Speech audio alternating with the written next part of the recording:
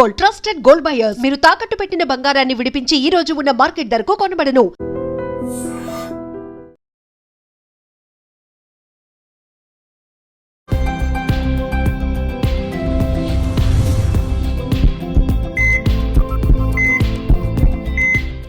నమస్తే, welcome to healthy conversations with iDream media. నేను మీ Jhansi. So ఈరోజు మనతో ఉన్నారు డాక్టర్ సృజన ప్రమోద్ గారు, ఇంటిగ్రేటెడ్ ఆంకాలజిస్ట్, అలాగే ఫంక్షనల్ మెడిసిన్ స్పెషలిస్ట్, అలాగే హోమియోపతిక్ జనరల్ ఫిజిషియన్ కూడా.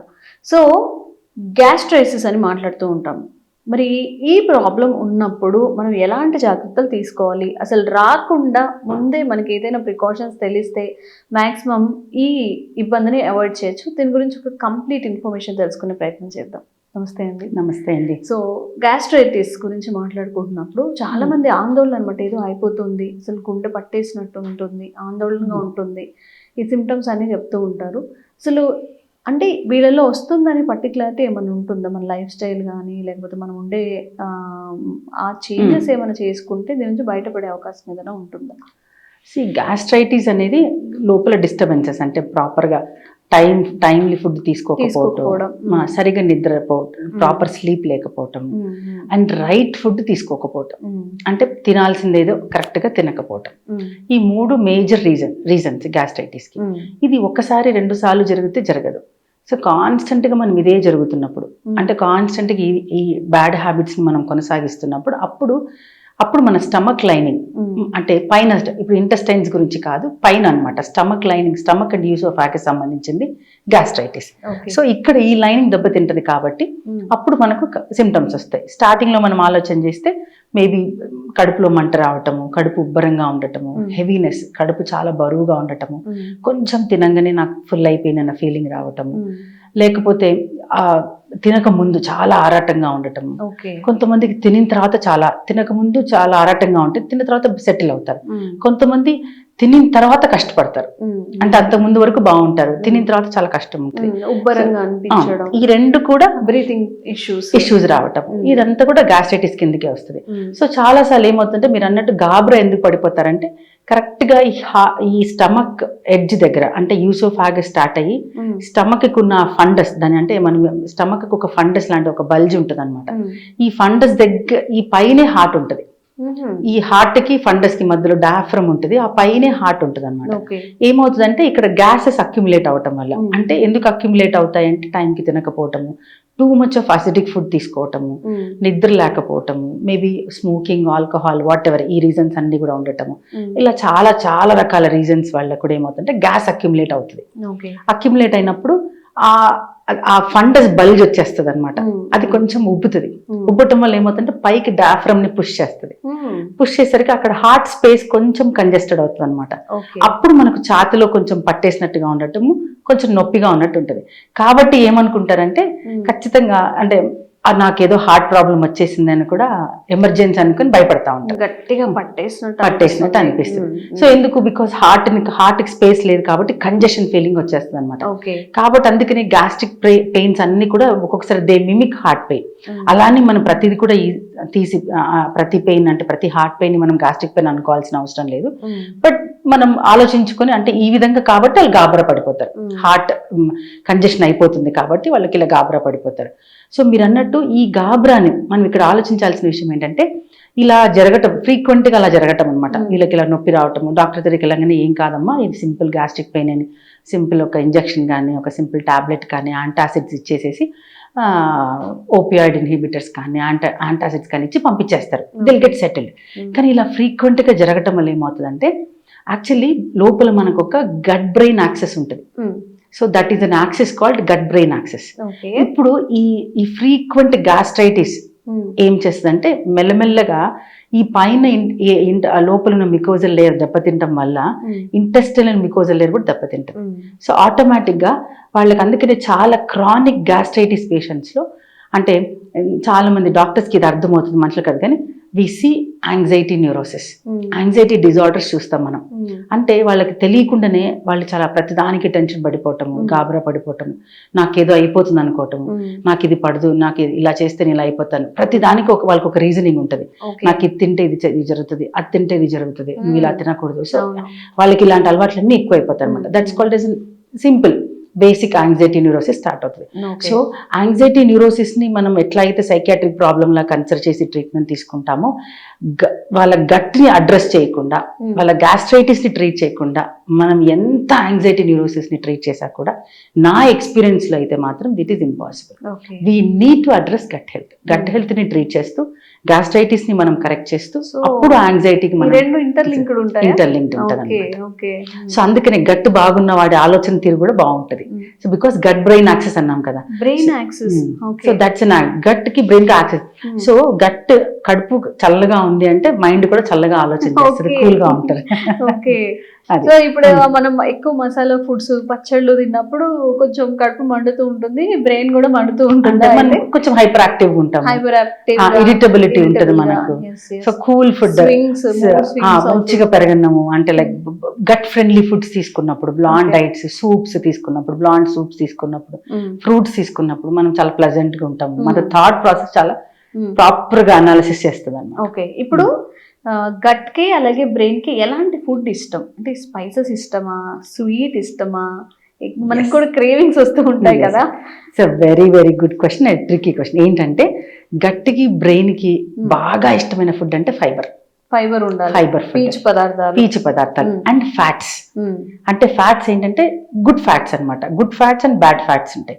గుడ్ ఫ్యాట్స్ అన్ని కూడా గట్టికి ఇష్టమే, బ్రెయిన్ కి కూడా ఇష్టమే. సో బ్రెయిన్ యాక్టివ్ ఉండాలన్నా కూడా గుడ్ ఫ్యాట్. గుడ్ ఫ్యాట్స్ లో మనం మేజర్ గా మనం అనుకోవాల్సింది butter and ghee. Ghee and butter are good fats అన్నమాట. ఇవి చాలా మేలు చేస్తాయి, బ్రెయిన్ కి మేలు చేస్తుంది, గట్ కూడా మేలు చేస్తుంది. And second thing olive oils. అంటే ఈ కొంచెం అంటే వాటి ఆక్సిడైజ్డ్ పాయింట్ తక్కువ ఉన్నాం అనమాట. సో ఆలివ్ ఆయిల్ మంచిదే. తర్వాత protein, soft proteins, hard proteins కాదు. అంటే హార్డ్ ప్రోటీన్ అంటే ఎక్కువ కష్టపడేది అనమాట. అంటే ఇప్పుడు డీప్ ఫ్రైస్ ఇవన్నీ ఆక్సిడైజ్డ్ ప్రోటీన్స్ అంతా కూడా మనకు చాలా హార్మ్ఫుల్ అనమాట. అలా కాకుండా నార్మల్ ప్రోటీన్ మనం ఉడికించుకొని నార్మల్ గా చేసుకొని తింటే కూడా గట్టికి మంచిది. ఓకే. ఇప్పుడు సపోజ్ పన్నీర్ ఉంది మన వాళ్ళు దానికి రీల్స్ అవి ఇవి చూసి ఘాట్లు పెట్టేసి బాగా డీప్ గా ఫ్రై చేసేసుకొని అదే ప్రోటీన్ ఫుడ్ కదా కొంచెం సాలడ్ యాడ్ చేసుకొని తింటుంటారు. Either it is meat or ఏదైనా వెజీస్ అయినా కానీ. ఇది తప్ప ఇలా ఎప్పుడు కూడా ప్రోటీన్ ని అంటే ఫుడ్ ని మనం మంచిగానే పెట్టుకోవాలి అనుకుంటే మాత్రం డీప్ ఫ్రై చేయకూడదు. Any food on deep fries become oxidized and that is not gut friendly. And also అంటే బాడీకి ఏ రకంగా అది మేలు చేయదు. టేస్ట్ కి మనం ఓన్లీ టేస్ట్ బడ్స్ ని మనం ట్రిగ్గర్ చేస్తుంది తప్ప అదేం చేయదు అన్నమాట. సో రోస్ట్ చేసుకోవచ్చు, అంటే shallow fry, just like deep fry కాకుండా మనం తినాలనుకున్నప్పుడు షాలో జస్ట్ టాస్ చేసుకొని సాటే చేసుకొని కూడా తీసుకోవచ్చు. అప్పుడు దాని న్యూట్రియన్ వాల్యూ అలానే ఉంటది and it's also gut friendly. Okay. And మీరు ఒక వర్డ్ యూస్ చేశారు సాఫ్ట్ ప్రోటీన్స్ అని చెప్పి, అవి ఏంటి, ఎలా తీసుకోవాలి? సాఫ్ట్ ప్రోటీన్స్ నేను ప్రైమ్ గా నేను సజెస్ట్ చేసేది ఏంటంటే mushrooms. Mushroom is a soft protein. So చాలా ఈజీగా డైజెస్ట్ అవుతుంది, చాలా న్యూట్రిషనల్ వాల్యూ ఉంది మష్రూమ్స్ లో. It's very gut friendly and చాలా చాలా మంచిది. And as an oncologist I can tell that it's even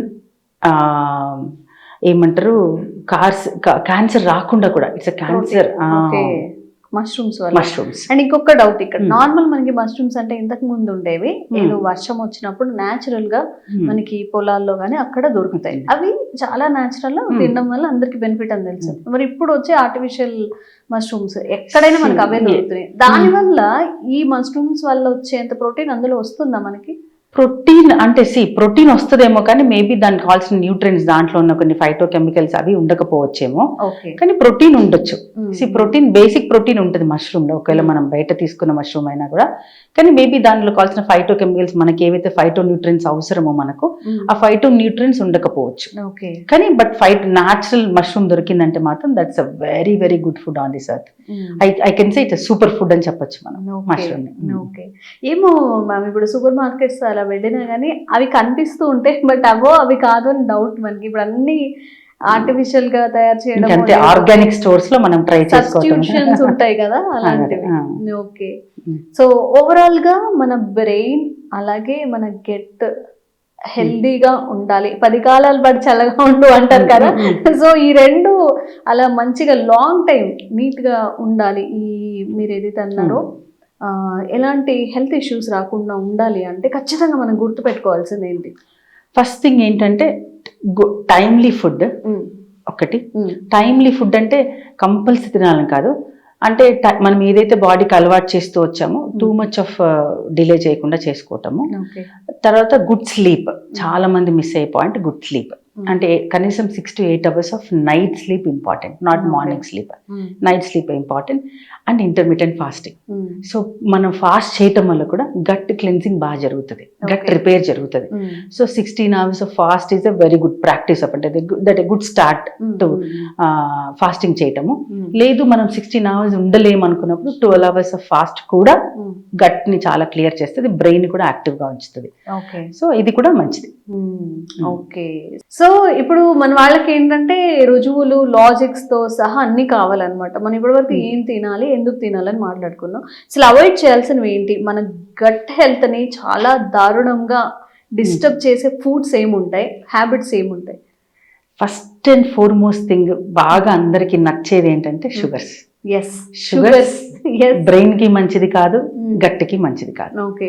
so and అన్నిటికంటే నార్మల్ షుగర్స్ కంటే కూడా ఇంకా కెమికల్లీ ఏమంటారు ప్యాకేజ్డ్ షుగర్స్ అన్నమాట, అవి కూడా మంచిది కాదు.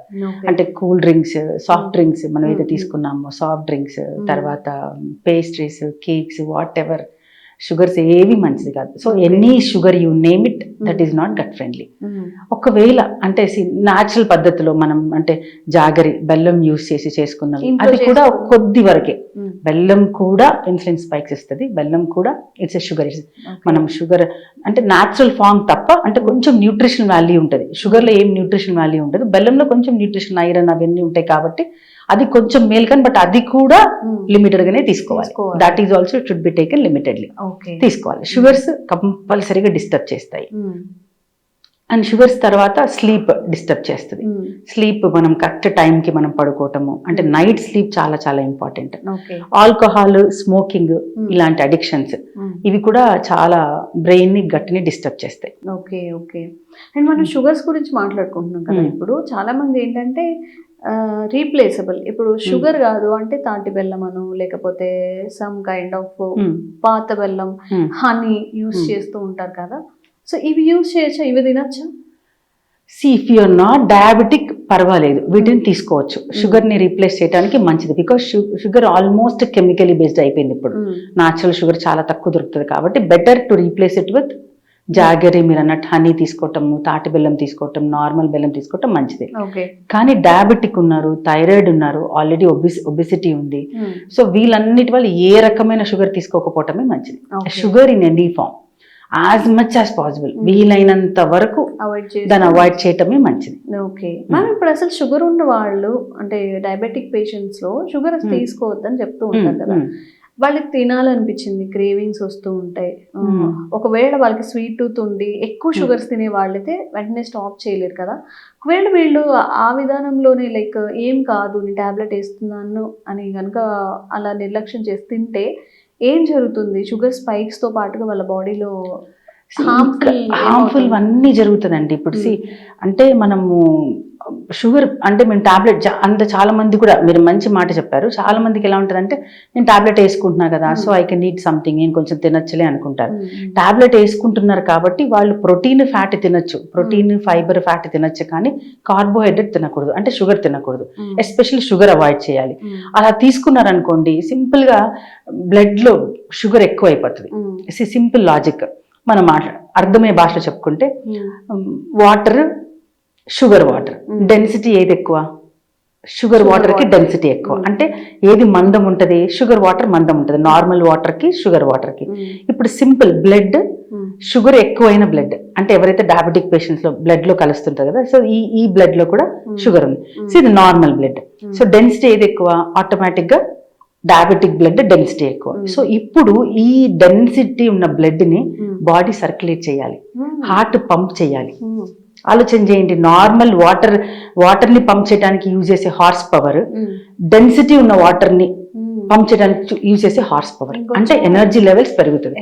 సో హార్ట్ కష్టపడుతుంది, లంగ్స్ కష్టపడతాయి, బ్రెయిన్ కష్టపడుతుంది, కిడ్నీ కష్టపడుతుంది, ఎవ్రీథింగ్. డయాబెటిక్ ఎందుకు డయాబెటిక్ అంటే క్రానిక్ కేసెస్ లో చాలా రోజులు పోయిన తర్వాత ఎందుకు ఆర్గన్ ఫెయిల్యూర్ జరుగుతుంది అంటే ఇదే కారణం అనమాట. కళ్ళు ఎందుకు దెబ్బతింటాయి, కిడ్నీ ఎందుకు దెబ్బతింటది అంటే బికాస్ ఈ డెన్సిటీ బ్లడ్ ని పంప్ చేయడానికి, దాన్ని క్లీన్ చేయడానికి అన్ని అవయవాలు కష్టపడాలి. Okay okay. అలాగా మ్యామ్ ఎంత చెప్పినా గానీ కొంతమందిలో ఏంటంటే నేను ఉండలేను, నేను తినలేకుండా ఉండలేను అని చెప్తుంటారు కదా, మంచి తినడం అలాంటివి చేయొచ్చు. చాలా కాదు, అలాంటి వాళ్ళకి we have a alternative. Stevia ఉంటుంది. Stevia is an herbal alternative for sugars అనమాట. That doesn't carry any calories, కానీ షుగర్ ఉంటుంది, స్వీట్ ఉంటుంది. అది దాంట్లో క్యాలరీస్ ఏమి ఉండవు. అంటే ఆ leaf itself it's a sweet leaf అనమాట. సో స్టివియా పౌడర్ మార్కెట్ లో అవైలబుల్ గా ఉంటుంది. సో దే కెన్, వాళ్ళు ఇంకా చాలా తినాలనుకున్నప్పుడు ఆ పౌడర్ తో they can do some sweet, అట్లా మరీ టూ మచ్ ఆఫ్ క్రేవింగ్ ఉన్నప్పుడు they can do like that. Okay okay, అలా చేసుకోవచ్చు. సో షుగర్ తినద్దు అని చెప్తే వినరు కదా, ఇప్పుడు తెలిసిందా ఎందుకు తినద్దు అనేది? నిజంగా ఒక లాజిక్ ప్రకారం చెప్పారు. అన్ని మన బాడీలో ఉన్న పార్ట్స్ అన్ని కూడా ఎక్స్ట్రా వర్క్ చేయాల్సి వస్తుంది షుగర్స్ మనం తిన్నప్పుడు. పర్టికులర్లీ షుగర్ పేషెంట్స్లో చూసుకుంటే వాళ్ళకి డేంజర్ ఛాన్సెస్ అనేవి చాలా ఎక్కువ ఉంటాయి. కాబట్టి మీకు తినాలనిపించినప్పుడల్లా ఇది గుర్తు చేసుకోండి, నా బాడీని ఎంత కష్టపెడుతున్నాను, దీని బదులు నేను ఇంకొకటి తినడం వల్ల ఇంకొంచెం హెల్దీగా ఉండే ఆప్షన్స్ ఉన్నాయి అని చెప్పి ఇది గుర్తుపెట్టుకోండి. కాషియస్గా ఉండండి. ఇలాంటి బోలెడన్ని వాల్యుబుల్ ఇన్ఫర్మేషన్ ఇచ్చే వీడియోస్ సృజన మ్యామ్ తో కూడా చేస్తూనే ఉంటాము. Thank you so much ma'am. Thank you so much అండి. And don't forget to subscribe to iDream. And for more videos, please subscribe to iDream. Please subscribe to iDream. Please subscribe iDream. And please subscribe to iDream. For more videos, subscribe to iDream. please like, share and subscribe to the channel. Congratulations, iDream. Subscribe to iDream. Subscribe to iDream. So subscribe to iDream Media. iDream ki iDream team andarki huge congratulations. Please subscribe iDream Media. Please subscribe to iDream. Subscribe iDream. Please subscribe to iDream. iDream అంటే నా కళల ఛానల్ను subscribe చేసుకున్న నోరు తిరుగుతలేదు, మీరైతే గంట గుర్తు కొట్టండి. For more such videos, please subscribe to iDream. Subscribe to iDream. Please subscribe to iDream. Please subscribe iDream Media. Please do subscribe to iDream. Please subscribe to iDream Media. For best entertainment and information, please subscribe iDream.